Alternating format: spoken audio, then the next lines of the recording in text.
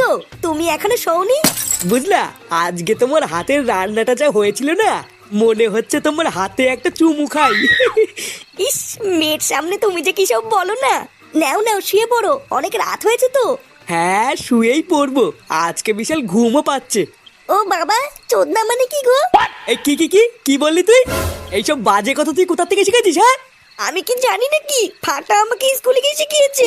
কি তোকে এইসব কথা ফাটা শিখিয়েছে? তোকে আমি কতবার বলেছি না স্কুলে গিয়ে এইসব বাচ্চাদের সাথে একদম কথা বলবি না। আরে বাবা ছাড়ো না, বাচ্চা কাচ্চা মানুষ তো, তাই কি নাকি বলেছে। ফাটা বাচ্চা নাকি? ও একটা না পাকা শান্তির ছেলে। লেওরা নিজের মতন আমার মেয়েটাকে উল্টো পাল্টা শিখাচ্ছে। দাঁড়াও, ওই চুদির ভাইকে দেখাচ্ছি মজা।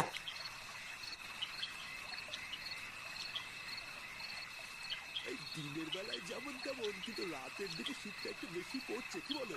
হ্যাঁ, তা যা বলেছো। কি হলো কাকা, থেমে গেলে যে? কেমন যেন একটা আজব শব্দ আসছে না? শব্দ কই? ও মনের ভুলে কি নাকি শুনেছো? চলো চলো। আর না রে হরি, একটু ভালো করে কান পেতে শোন। আমি কেমন যেন একটা শব্দ পাচ্ছি। ও তোমার বুড়ো বয়সে বিমৃতি হয়েছে কাকা, আর এই শীতের মধ্যে দাঁড়িও না, চলো চলো। কাকা, তুমি মনে হচ্ছে ঠিকই শুনেছিলে গো। এটা আবার কিসের শব্দ? হ্যাঁ রে হরি, জায়গাটা না খুব একটা ভালো লাগছে না রে, আমাদের তাড়াতাড়ি এখান থেকে বেরোতে হবে। কি গো কাকা?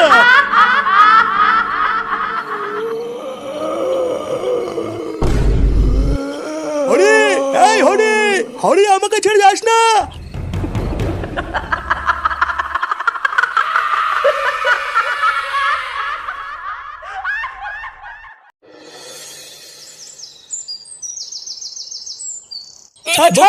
তোর এত বড় সাহস, এতবার মেরেছিস তুই? চুদির ভাই, আমার মেয়েকে উল্টো পাল্টা শিখাবি? মার চোদনাকে মার। তারা চোদনা, তোকে আমি বলেছি না স্কুলে গিয়ে আমার মেয়ের থেকে দূরে দূরে থাকবি।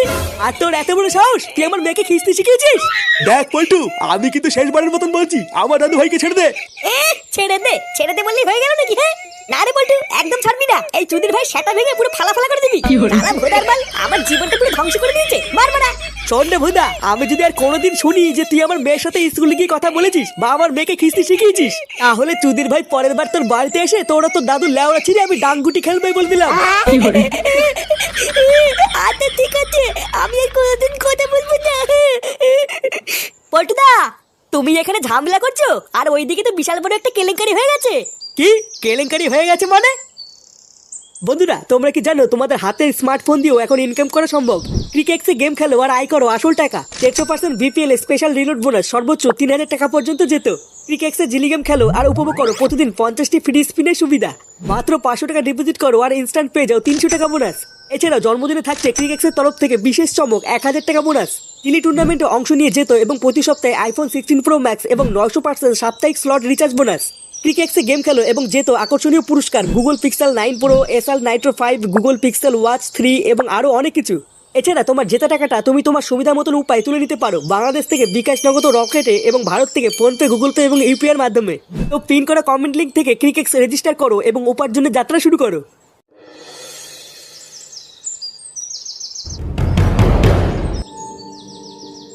কি আশ্চর্য, কালকে সকালেই হারান্দার সাথে কথা বললাম, আর এক রাতের মধ্যে এত কিছু ঘটে গেল, এ তো আশাই করা যায় না।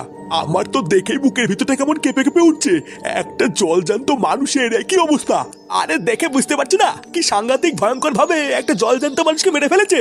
একটা চোখ উপড়ে নিয়েছে, আবার পুরো শরীরটাও পুরো ফ্যাকাশে হয়ে গেছে, যেন মনে হচ্ছে পুরো শরীর থেকে কে যেন রক্ত চুষে খেয়ে নিয়েছে।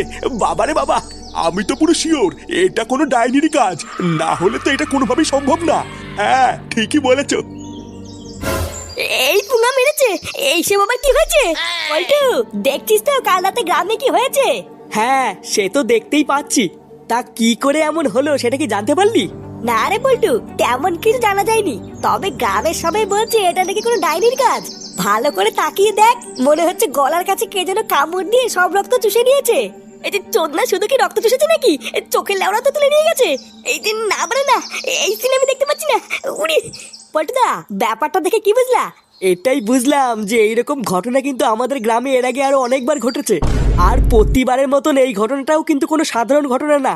এই ব্যাপারটা নিয়ে আমাদের সবাই মিলে একটু গ্রামের মোড়লের বাড়িতে যেতে হবে, বুঝলি? তারপর আলোচনা করে দেখতে হবে।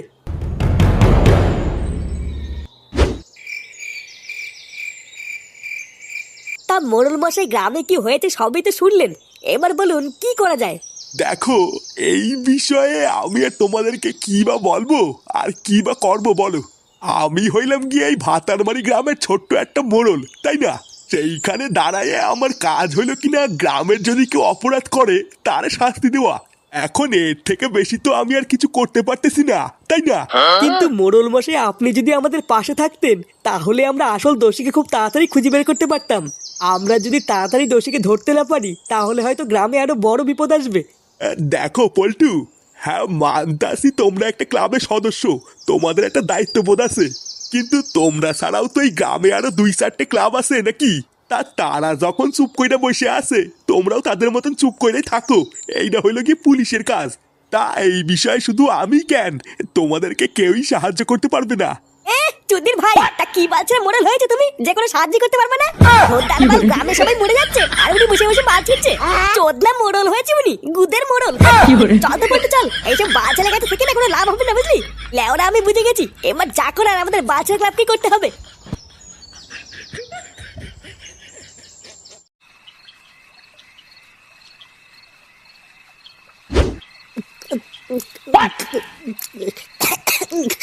লেওরার বাল কোনো চুদ নাই, কোনো কাজের না, জানিস তো?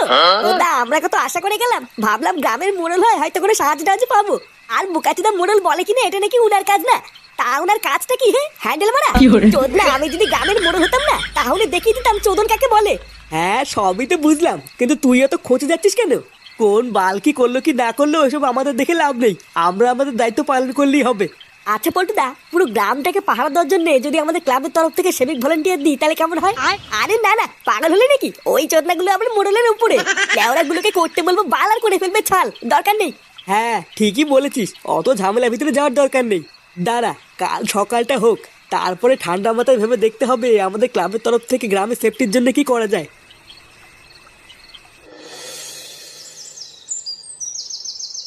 কি কি উল্টোপাল্টা কথা বলছিস তুই? হ্যাঁ গো পল্টুদা, আমি একদম উল্টোপাল্টা কথা বলছি না। ক্লাবে আসার পথে তো গ্রামের লোকজনরা তাই বলছিল। তোমার বিশ্বাস না হলে তুমি ফটকে জিজ্ঞাসা করো না, ফটকেও তো ছিল আমার সাথে। হ্যাঁ রে পল্টু, ল্যাংচা ঠিকই বলছে, কাল রাতে নাকি গ্রামের আরো একজন মারা গেছে। আমি আর ল্যাংচা তো প্রথমে শুনে বিশ্বাসই করতে পারিনি যে কাল রাতে আরো একজন একইভাবে মারা গেছে। এ মারার বাল, গ্রামে এসব কি হচ্ছে রে? আমি তো এসব কিছুই বুঝতে পারছি না, রোজ রাতে একটা করে মরে যাচ্ছে। ও লেওরা, আমি বুঝে গেছি, রাতে বেলায় বাড়ার বেলা বাড়ির থেকে বেরোনো যাবে না, তাহলে কপালে চোদন আছে। কি করা যায় বলতো পল্টুদা? কে মারছে, কেন মারছে, কিছুই তো বুঝতে পারছি না। আর এইভাবে চলতে থাকলে তো এক এক করে গ্রামের সব মানুষই মরে যাবে।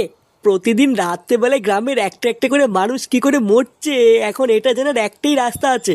নে মারা, সেটা আবার কোন রাস্তা? রাস্তা নয় রে, রাস্তা না, চৌরাস্তা। আমাদের গুদুম বাবা।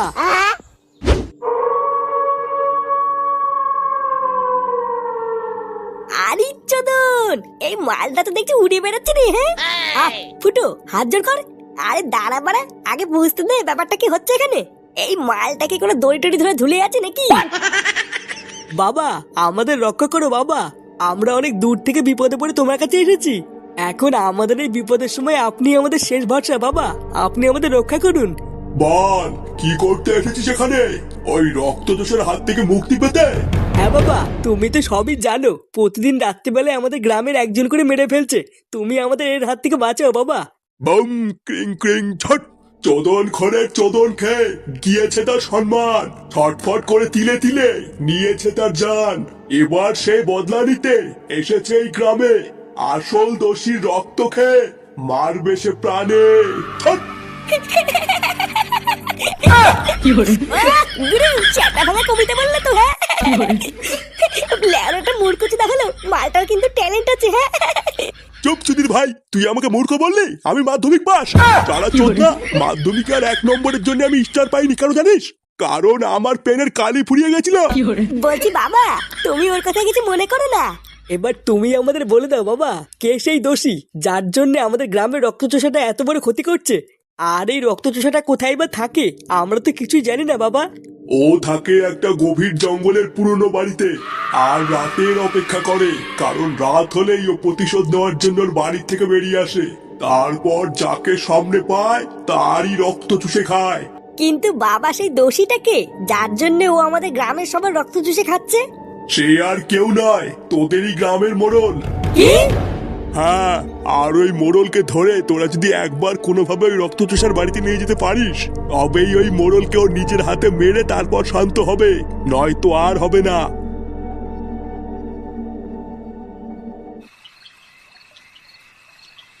আর মারানির ভাই, এবার আমি বুঝেছি ওই মোড়ল কেন আমাদের কোনো সাহায্য করলো না।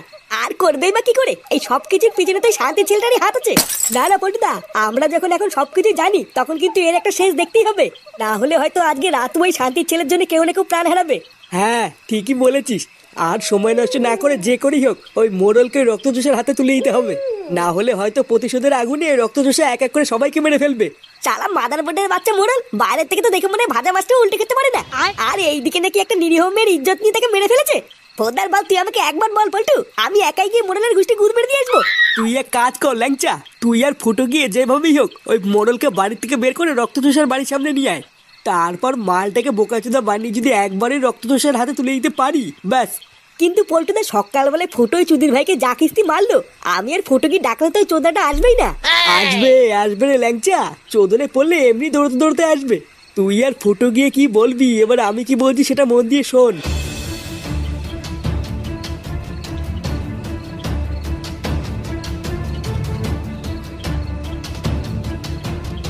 কি আমার কথা কি ক্লিয়ার নাকি ভেজাল আছে? আরে হ্যাঁ হ্যাঁ, বুঝে গেছি বুঝে গেছি। এবার বারা তোরাও দেখবি এই ফুটোর অ্যাক্টিং কাকে বলে। মোড়ল কাকু, ও মোড়ল কাকু, কাকু কই গো? এই এত রাতে কি না রে? এ কি তোরা, তোদের এত রাতে কি চাই? লেওড়া গুলো বেড়েছে আমার বাড়ি থেকে। এ মা কাকু, তুমি তো দেখছি এখনো খোঁজে আছো। সকালের কথা কিছু মনে করো না কাকু, আসলে রাগ হয়ে গেছিল তো তাই কি নাকি বলে ফেলেছি।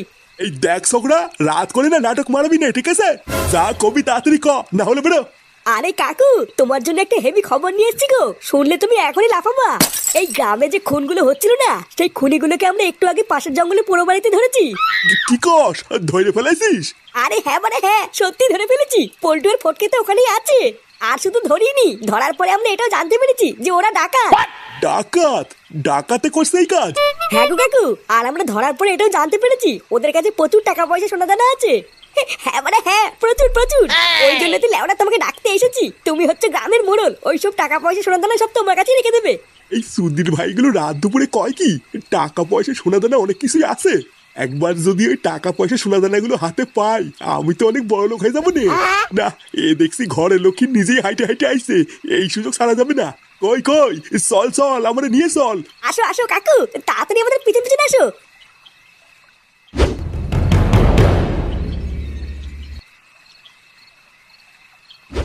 নে রে, বললি যে এখানে ডাকাতগুলো আছে, তো গেল কোথায়? এই কিটা রে, কিটা?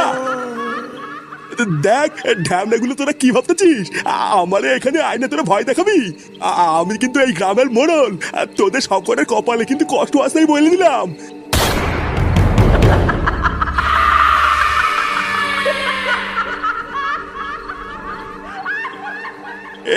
কি তুই? আমি তো তোরা মেরে ফেলেছিস তাই না? আজকে তোকে কে বাঁচাবে? এবার তোকে আমি তিলে তিলে মারবো, যেভাবে তুই আমাকে মেরেছিস। এই কি বলতেছিস এইসব? আমারে তুই মারবি?